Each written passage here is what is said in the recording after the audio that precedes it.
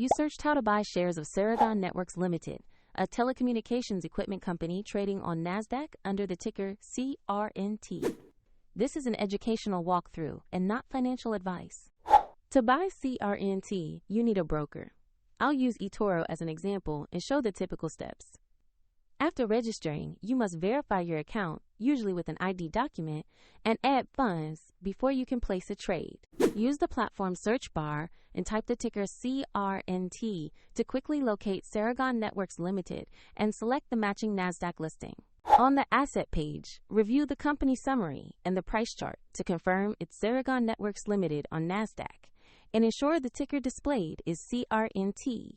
Click Investor Trade, enter the amount you want to allocate, review the order details, and confirm the transaction.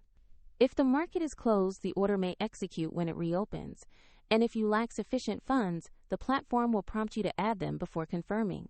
After your order fills, the position appears in your portfolio, and you can monitor it there. A link to the eToro example is in the description if you want to follow along.